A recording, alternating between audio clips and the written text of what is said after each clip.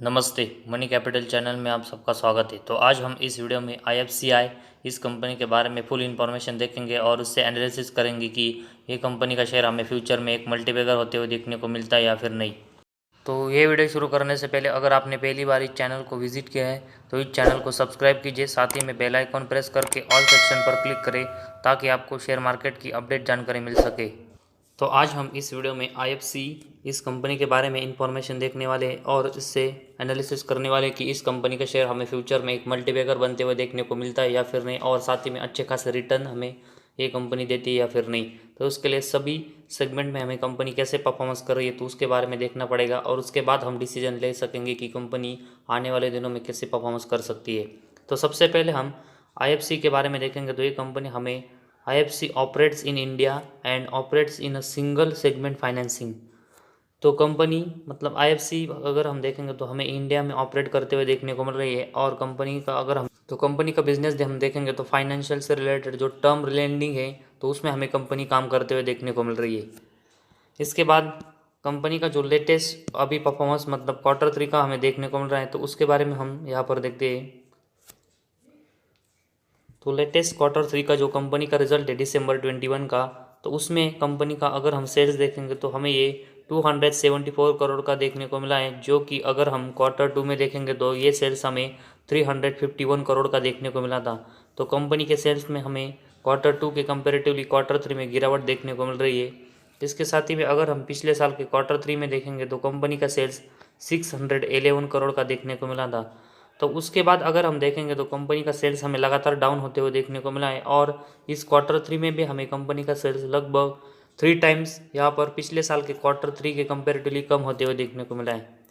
तो इस Q3 में जो कंपनी का सेल्स हमें देखने को मिला है उसमें हमें Q2 और साथ ही में पिछले साल के Q3 दोनों के कंपेरेटिवली कंपनी का सेल्स गिरावट होते हुए देखने को मिली है, जो कि एक निगेटिव बात हमें यहाँ से देखने को मिल रही है। इसके कंपेरेटिवली अगर हम एक्सपेंस देखेंगे तो Q3 में कंपनी के एक्सपेंस हमें सेल्स के कंपेरेटिवली यहाँ पर ज़्यादा देखने को मिल रहा है, जो कि 315 है। इसके बाद Q2 में भी हमें कंपनी का जो सेल्स है तो उसके कंपेरेटिवली कंपनी के एक्सपेंस यहाँ पर ज़्यादा के देखने को मिल रहे हैं, और साथ ही में पिछले साल के दिसंबर 20 में देखेंगे तो उसी साल भी हमें कंपनी का सेल्स है तो उससे ज़्यादा कंपनी के एक्सपेंस देखने को मिले। और इसी वजह से अगर हम देखेंगे तो कंपनी का ऑपरेटिंग प्रॉफिट हमें लगातार कंपनी यहाँ पर माइनस में देते हुए देखने को मिल रही है। और इस Q3 में कंपनी का ऑपरेटिंग प्रॉफिट हमें -41 करोड़ का देखने को मिला है, जो कि Q2 में अगर हम देखेंगे तो कंपनी का ऑपरेटिंग प्रॉफिट हमें -314 करोड़ का देखने को मिला था। तो ऑपरेटिंग प्रॉफिट में हमें कंपनी इस Q3 में जो परफॉर्मेंस है उसमें अच्छी यहाँ पर ग्रोथ करते हुए देखने को मिल रही है, लेकिन अभी भी कंपनी का ऑपरेटिंग प्रॉफिट हमें इस Q3 में माइनस में देखने को मिल रहा है। वही अगर हम पिछले साल के Q3 में देखेंगे तो कंपनी का ऑपरेटिंग प्रॉफिट -557 करोड़ का था। तो उसके कंपेरेटिवली अगर हम इस साल में कंपनी का ऑपरेटिंग प्रॉफिट देखेंगे तो कंपनी का ऑपरेटिंग प्रॉफिट हमें एक अच्छी ग्रोथ यहाँ पर देखने को मिल रही है, लेकिन अभी भी हमें कंपनी लॉस में यहाँ पर ऑपरेटिंग प्रॉफिट के मामले में देखने को मिल रही है। तो इस Q3 में जो कंपनी का ऑपरेटिंग प्रॉफिट है उसमें हमें मंथली और एयर बेसिस थोड़ी कंपनी अच्छी ग्रोथ करते हुए देखने को मिल रही है, लेकिन ओवरऑल कंपनी अभी भी हमें लॉस में देखने को मिल रही है। तो कंपनी को आने वाले दिनों में ये लॉस जो कंपनी का हमें थोड़ा ही देखने को मिल रहा है, तो अगर कंपनी यहाँ से हमें प्रॉफिट में आते हुए देखने को मिलती है तो कंपनी के लिए हमें यहाँ से एक अच्छी बात देखने को मिलेगी। इसके बाद ऑपरेटिंग प्रॉफिट मार्जिन के बारे में देखेंगे तो इस Q3 में कंपनी का ऑपरेटिंग प्रॉफिट मार्जिन हमें -15% का देखने को मिला है, जो कि पिछले साल Q2 में हमें -89% का देखने को मिला था। तो एक अच्छी ग्रोथ कंपनी के ऑपरेटिंग प्रॉफिट मार्जिन में भी हमें इस Q3 में देखने को मिल रही है, लेकिन ऑपरेटिंग प्रॉफिट मार्जिन अभी भी हमें माइनस में देखने को मिल रहा है। तो इसीलिए हमें यहाँ पर एक केयरफुल रहने की बात है। इसके साथ ही में अगर हम पिछले साल के Q3 में देखेंगे तो कंपनी का ऑपरेटिंग प्रॉफिट मार्जिन हमें -91% का देखने को मिला था। तो इसके कंपेरेटिवली अगर हम इस साल के Q3 में देखेंगे तो कंपनी का ऑपरेटिंग प्रॉफिट मार्जिन हमें -15% का देखने को मिला है। तो एक अच्छी ग्रोथ हमें ऑपरेटिंग प्रॉफिट मार्जिन में यहाँ पर देखने को मिल रही है, लेकिन कंपनी का ऑपरेटिंग प्रॉफिट मार्जिन है वो उसको प्लस में लाना पड़ेगा, जो कि हमें लगातार माइनस में देखने को मिल रहा है। तो अगर कंपनी ऐसे करने में पॉसिबल रहती है तो कंपनी के परफॉर्मेंस हमें यहाँ से अच्छे होते हुए ज़रूर देखने को मिलेंगे। इसके बाद कंपनी का जो नेट प्रॉफिट है तो उसके बारे में हम यहाँ पर देखते हैं। तो इस क्वार्टर 3 में कंपनी का नेट प्रॉफिट -706 करोड़ का देखने को मिल रहा है, जो कि इस कंपनी के हमें इंटरेस्ट रेट है। और साथ ही में अगर हम टैक्स के बारे में देखेंगे तो जो टैक्स हमें कंपनी के यहाँ पर देखने को मिल रहे हैं, तो उसी की वजह से कंपनी का नेट प्रॉफिट हमें माइनस में जाते हुए देखने को मिल रहा है। इस क्वार्टर 3 में कंपनी का जो नेट प्रॉफिट हमें -706 करोड़ का देखने को मिला है, जो कि अगर हम क्वार्टर 2 में देखेंगे तो कंपनी का नेट प्रॉफिट हमें -485 करोड़ का देखने को मिला है। तो क्वार्टर 2 के कंपेरेटिवली क्वार्टर 3 में हमें कंपनी का नेट प्रॉफिट और भी यहाँ पर लॉस में जाते हुए देखने को मिल रहा है, जो कि एक ख़राब बात है। वही अगर हम पिछले साल के क्वार्टर 3 में देखेंगे तो कंपनी का नेट प्रॉफिट -727 करोड़ का देखने को मिला था। तो उससे हमें ज़रूर कंपनी यहाँ पर अपना जो लॉस है वो थोड़ा कम करते हुए देखने को मिल रही है, लेकिन कंपनी का लॉस अभी भी हमें इस क्वार्टर 3 में 700 करोड़ से भी यहाँ पर ज़्यादा का देखने को मिल रहा है, जो कि अगर हम इस शेयर की प्राइस देखेंगे तो बहुत ही कम हमें देखने को मिल रही है। और इसका लॉस अगर हम देखेंगे तो 700 करोड़ से भी ज़्यादा का है। तो इसी की वजह से हम देखेंगे तो जो पिछले लगातार क्वार्टर से हमें 4-5 तो कंपनी लॉस करते हुए देखने को मिल रहा है, तो उसी की वजह से कंपनी का शेयर हमें नीचे के प्राइस पर यहाँ पर ट्रेड करते हुए देखने को मिल रहा है। तो आने वाले दिनों में कंपनी को इसको अच्छे से मैनेज करके कम लगातार करना पड़ेगा, तभी हमें कंपनी के परफॉर्मेंस यहाँ पर इम्प्रूव होते हुए देखने को मिलेंगे। इसके बाद अर्निंग पर शेयर के बारे में देखेंगे तो अर्निंग पर शेयर भी हमें कंपनी का लगातार यहाँ पर माइनस में देखने को मिल रहा है, जो कि कंपनी को इसको भी प्लस में लाना पड़ेगा, तभी कंपनी के परफॉर्मेंस हमें यहाँ से अच्छे होते हुए देखने को मिलेंगे। तो लेटेस्ट क्वार्टर रिजल्ट में अगर हम देखेंगे तो कंपनी के जो सभी सेगमेंट है तो उसमें कंपनी हमें खराब परफॉर्मेंस अभी तक करते हुए देखने को मिल रहा है, और उसी की वजह से कंपनी का शेयर हमें लगातार यहाँ पर नीचे जाते हुए देखने को मिल रहा है। तो कंपनी को इसको अच्छे से मैनेज करना पड़ेगा, तभी कंपनी के परफॉर्मेंस हमें यहाँ पर इम्प्रूव होते हुए देखने को मिलेंगे और कंपनी का शेयर हमें मल्टीबैगर होते हुए देखने को मिल सकता है। इसके बाद कंपनी का जो प्रॉफिट एंड लॉस स्टेटमेंट है तो उसके बारे में हम यहाँ पर इंफॉर्मेशन देखते हैं। तो सबसे पहले हम कंपनी का सेल्स देखेंगे तो मार्च 2010 में कंपनी का सेल्स 1742 करोड़ का था। तो उसके बाद अगर हम देखेंगे तो कंपनी का सेल्स हमें लगातार यहाँ पर बढ़ते हुए देखने को मिला, और अगर हम मार्च 18 तक देखेंगे तो कंपनी का सेल्स हमें लगभग 4000 करोड़ से भी यहाँ पर ज़्यादा होते हुए देखने को मिला था। लेकिन इसके बाद अगर हम देखेंगे तो कंपनी के सेल्स में हमें फिर से गिरावट होते हुए देखने को मिली, और मार्च 21 में कंपनी का सेल्स 2000 करोड़ का मतलब मार्च 18 से हाफ होते हुए देखने को मिला। और जो ट्रेलिंग 12 मंथ्स है तो उसमें कंपनी का सेल्स हमें 1000 करोड़ का यहाँ पर होते हुए देखने को मिल रहा है, जो कि कंपनी के सेल्स में हमें लगातार डिक्लाइन यहाँ पर होते हुए देखने को मिल रही है। तो ये भी कंपनी के सेल्स ग्रोथ के लिए हमें ख़राब बात देखने को मिल रही है, जिसकी वजह से कंपनी के बाकी परफॉर्मेंस भी यहाँ से हमें ख़राब होते हुए देखने को मिल सकती है। तो कंपनी के जो सेल्स हमें मार्च 18 से यहाँ पर डाउन होते हुए देखने को मिल रहे हैं, तो उसके कंपेरेटिवली अगर हम एक्सपेंस देखेंगे तो कंपनी का जो एक्सपेंस है वो हमें लगातार यहाँ पर कंपनी के जो सेल्स है तो उसके कंपेरेटिवली यहाँ पर कम देखने को मिले थे। लेकिन इसके बाद अगर हम मार्च 21 में देखेंगे तो कंपनी का जो एक्सपेंस है वो कंपनी के सेल्स के कंपेरेटिवली हमें ज़्यादा होते हुए देखने को मिला, और साथ ही में जो ट्रेलिंग 12 मंथ्स है तो उसमें भी कंपनी का जो सेल्स है तो उसके कंपेरेटिवली हमें एक्सपेंस यहाँ पर कंपनी के ज़्यादा देखने को मिले, और उसकी वजह से कंपनी का ऑपरेटिंग प्रॉफिट अगर हम मार्च 21 और ट्रेलिंग 12 मंथ्स में देखेंगे तो लगातार लॉस में देखने को मिल रहे हैं। तो कंपनी के जो ऑपरेटिंग प्रॉफिट मार्च 2010 में 1289 करोड़ के थे, तो उसके बाद कंपनी की जो ऑपरेटिंग प्रॉफिट है वो हमें लगातार यहाँ पर पॉजिटिव में देखने को मिले थे। लेकिन जिस तरह हमें कंपनी के एक्सपेंस कंपनी के सेल्स के कंपेरेटिवली ज़्यादा के देखने को मिले, तो उसके बाद हमें मार्च 21 में कंपनी ऑपरेटिंग प्रॉफिट लॉस में जाते हुए देखने को मिली, और जो ट्रेलिंग 12 मंथ्स है तो उसमें भी कंपनी का जो ऑपरेटिंग प्रॉफिट है वो हमें लॉस में जाते हुए देखने को मिला। तो कंपनी का ऑपरेटिंग प्रॉफिट जो हमें यहाँ पर गिरते हुए देखने को मिल रहा है, तो इसकी वजह से पिछले अगर हम 1-2 साल में देखेंगे तो कंपनी का शेयर हमें डाउन होते हुए देखने को मिला है। इसके बाद ऑपरेटिंग प्रॉफिट मार्जिन के बारे में देखेंगे तो मार्च 2010 में कंपनी का ऑपरेटिंग प्रॉफिट मार्जिन 74% का था। इसके बाद कंपनी का ऑपरेटिंग प्रॉफिट मार्जिन भी हमें लगातार यहाँ पर 50 के ऊपर देखने को मिला, लेकिन और उसके बाद कंपनी का जो ऑपरेटिंग प्रॉफिट मार्जिन है वो हमें लगातार कम होते हुए देखने को मिला, और मार्च 21 में ये -42% और ट्रेलिंग 12 मंथ्स है तो उसमें हमें -132% का कंपनी का ऑपरेटिंग प्रॉफिट मार्जिन होते हुए देखने को मिला है। तो इसी की वजह से भी हमें कंपनी के शेयर में यहाँ पर परफॉर्मेंस डाउन होते हुए देखने को मिले। तो कंपनी को अगर अच्छा परफॉर्मेंस करना है तो ऑपरेटिंग प्रॉफिट मार्जिन को फिर से जैसे company operating profit margin plus में जनरेट करते हुए देखने को मिली थी और हाई ऑपरेटिंग प्रॉफिट जनरेट करते हुए देखने को मिली थी, तो उसके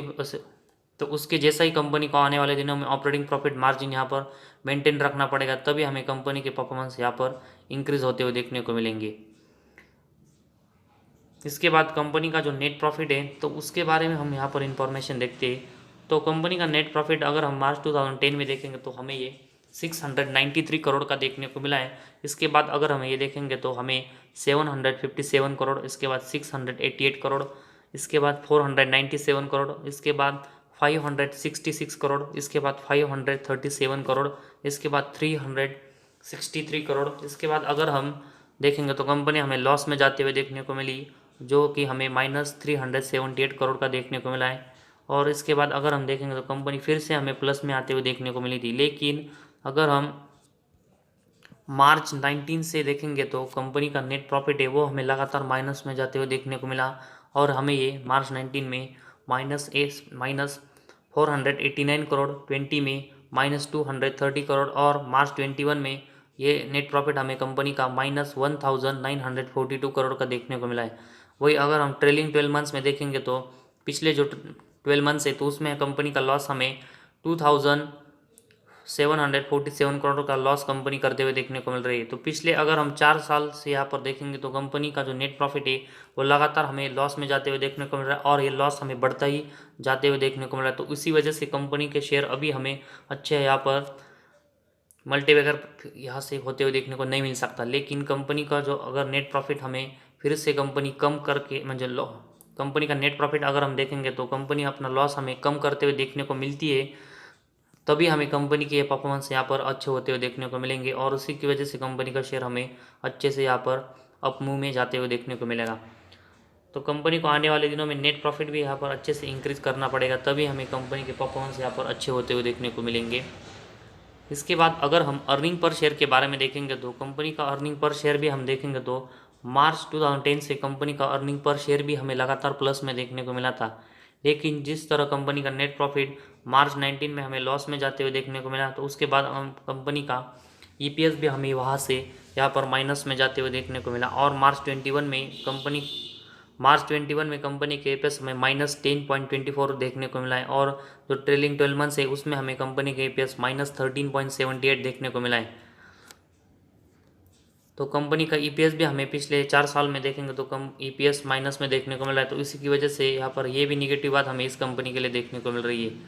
तो कंपनी का जो प्रॉफिट एंड लॉस स्टेटमेंट है तो उसमें अगर हम पिछले 2-3 साल से देखेंगे तो कंपनी के सभी परफॉर्मेंस है वो हमें डाउन होते हुए देखने को मिले, और इसी की वजह से कंपनी का शेयर हमें नीचे आते हुए देखने को मिल रहा है। तो कंपनी को आने वाले जो Q4 से तो उसमें अपने परफॉर्मेंस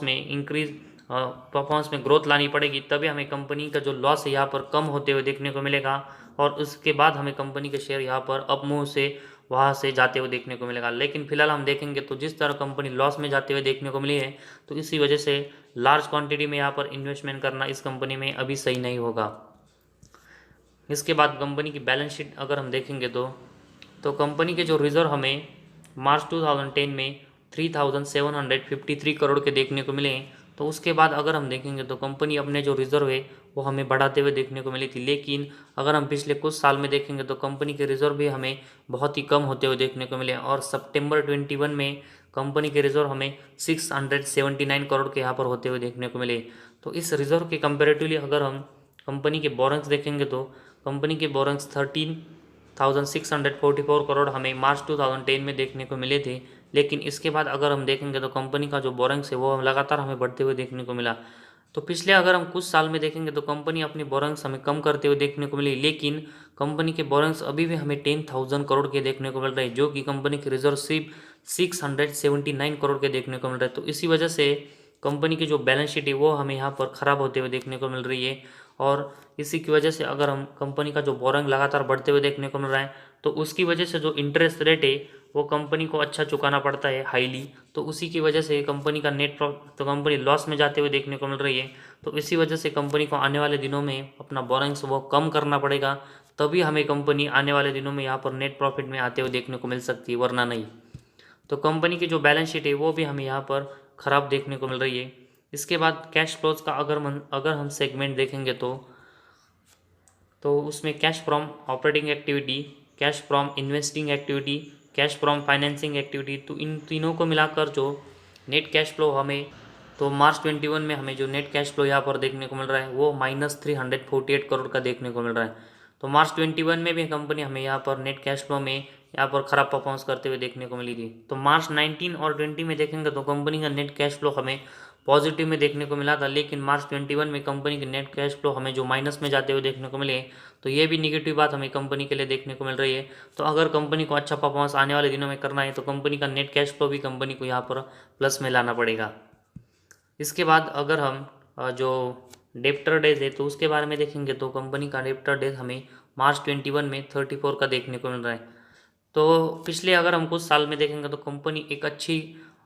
डेप्टर डेज हमें कम करते हुए देखने को मिलेगी। मार्च 21 में भी हमें कंपनी का डेप्टर डेज 34 देखने को मिल रहा है। तो यहाँ से एक थोड़ी सी पॉजिटिव बात हमें यहाँ पर देखने को मिल रही है, लेकिन अभी बाकी परफॉर्मेंस में भी कंपनी को अच्छी ग्रोथ लानी पड़ेगी, तभी अच्छी बात हमें यहाँ से होते हुए देखने को मिलेगी।